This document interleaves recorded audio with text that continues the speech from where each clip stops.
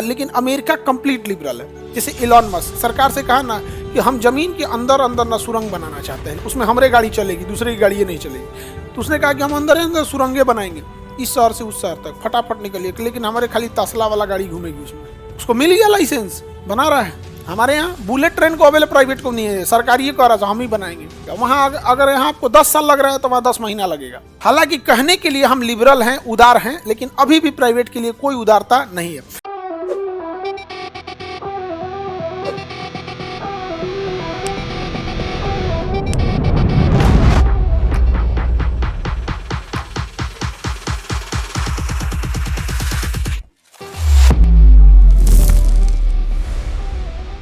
देश आज़ाद हुआ था तो हम लोग कैसे फंसे थे अंग्रेजों के चंगल में, वो व्यापार करने आए थे और व्यापार करते करते इतने पावरफुल हो गए सबकी पूरी तरह से सत्ता संभाल लिया सब। तो जैसे देश आज़ाद हुआ तो पहली औद्योगिक नीति 1948 में आई और इस औद्योगिक नीति में हम लोगों ने क्या किया कि विदेशी कंपनियों पे बैन लगा दिया, कहा कि कोई भी विदेशी कंपनी भारत में नहीं आएगी।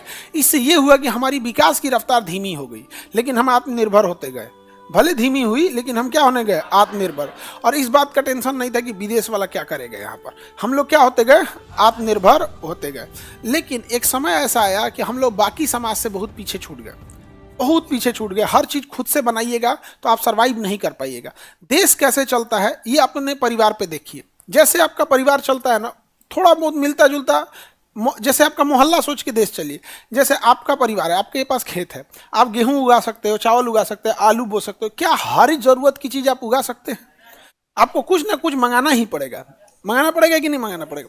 अब आप मंगा सकते हैं, कुछ भी चीज़ मंगा सकते हैं, लेकिन अगर आप ये नियम बना दें कि नहीं हमारे यहाँ विदेशी कंपनी नहीं आनी चाहिए यहाँ पे, तो बहुत सारी ऐसी चीज़ें जो विदेशियों के पास है, तो आप ऐसा नियम बना लीजिए कि एक काम करते हैं, हमारे यहाँ जो भी चीज़ होगा अपने गांव से मंगाना है, बाहर से कुछ नहीं मंगाएंगे हम लोग यहाँ पे। तो जो चीज़ आपके गांव में अवेलेबल है उसका ठीक ठाक हो जाएगा, जो गांव अवेलेबल नहीं है वो तो दिक्कत होगा यहाँ पे।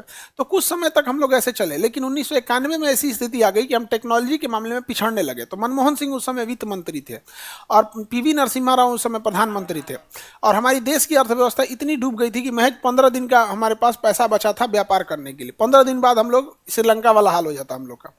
उस स्थिति में पीवी नरसिम्हा राव को कुछ बुझा नहीं रहा था, तो मनमोहन सिंह को जिम्मेदारी की। अब तो मनमोहन सिंह नहीं रहे, लेकिन जब तक देश 1991 जब तक कोई पढ़ा लिखा व्यक्ति है, इकोनॉमिक्स पढ़ेगा तो मनमोहन सिंह को नहीं भूल सकता है। वहाँ पर उन्होंने कहा कि हम अब विदेशी कंपनियों को भी आने देंगे। तो उन्होंने 1991 में आर्थिक नीतियों में सुधार किया, जिसका नाम रखा गया नई औद्योगिक नीति या नई आर्थिक नीति।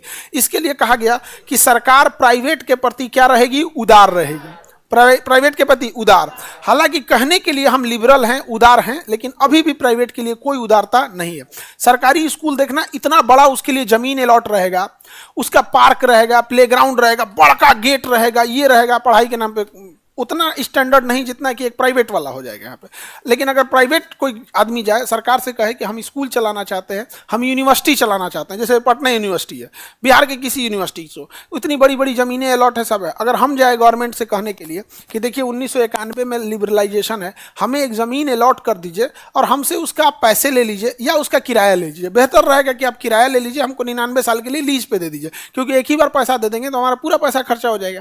किराया पे लेते रहेंगे तो हमारा वो पैसा हम बिल्डिंग बनाने में लगा देंगे।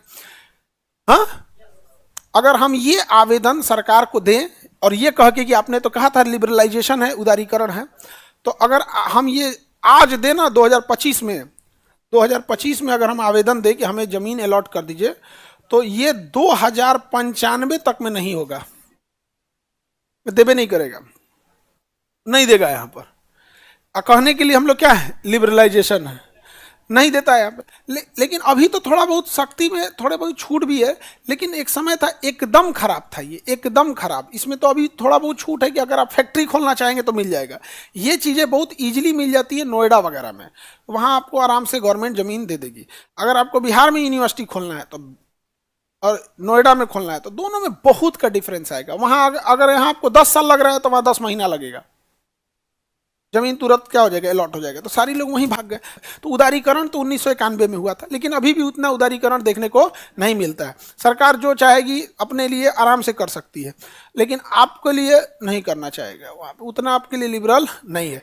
लेकिन अमेरिका कंप्लीट लिबरल है। जैसे इलॉन मस्क सरकार से कहा ना कि हम जमीन के अंदर अंदर ना सुरंग बनाना चाहते हैं, जैसे मेट्रो बनाया हम भी बनाना चाहते हैं अपना पर्सनल, उसमें हमारे गाड़ी चलेगी, दूसरे की गाड़ी नहीं चलेगी।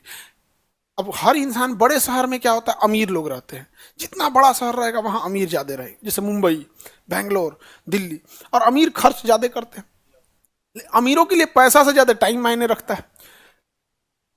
उसके लिए पैसा मायने नहीं रखेगा, उसके लिए क्या मायने रखे, टाइम मायने रखेगा। जैसे 500 का टिकट कटा के ट्रेन से आप दिल्ली चल जाएंगे, लेकिन 24 घंटा लगा देगा। लेकिन 500 का टिकट नहीं कटाएगा, 5,000 का 10,000 का फ्लाइट लेके 2 घंटा में दिल्ली जाएगा, क्योंकि उसके लिए क्या मायने रखता है, टाइम। तो इलॉन मस्क ने देखा कि अमेरिका इतना कंजस्टेड हो गया, वहां तो और सुपर रिच है सब, तो उसने कहा कि हम अंदर अंदर सुरंगे बनाएंगे, इस शहर से उस शहर तक फटाफट निकलिए, लेकिन हमारे खाली तसला वाला गाड़ी घूमेगी उसमें।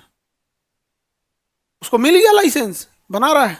हमारे यहाँ बुलेट ट्रेन को अवेलेबल, प्राइवेट को नहीं है, सरकारी ये कह रहा था हम ही बनाएंगे। समझ में गया, क्योंकि सरकार वाले में कमीशन आएगा। हाँ, क्या हमारे यहाँ उतना लिबरलाइजेशन है? लेकिन वही अमेरिका में है, लिबरलाइजेशन है कि नहीं है? हमने बहुत हद तक लिबरलाइजेशन में छूट दे रखा है। आपको दुकान खोलना है, फटाक से खोल लीजिए बिना लाइसेंस लिए।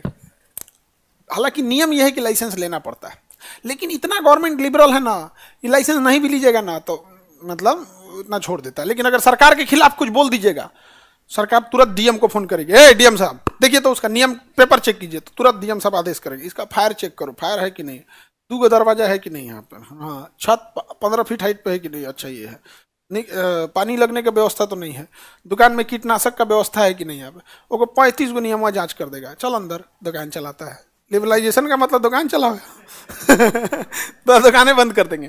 तो गवर्नमेंट जो रूल बनाती है ना, वो इसलिए बनाती है ना कि टाइम आएगा ना तो आपको नाप देंगे, इसी के आधार पर है।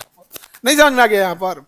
यूपीएससी, बीपीएससी एवं सभी राज्यों की सिविल सेवाओं की परीक्षाओं एवं नीट जी आदि की तैयारी करें भारत की सबसे बेहतरीन coaching centre Khan global studies के साथ। अधिक जानकारी के लिए हमारे दिए गए हेल्पलाइन नंबर 8757354880 पर संपर्क करें।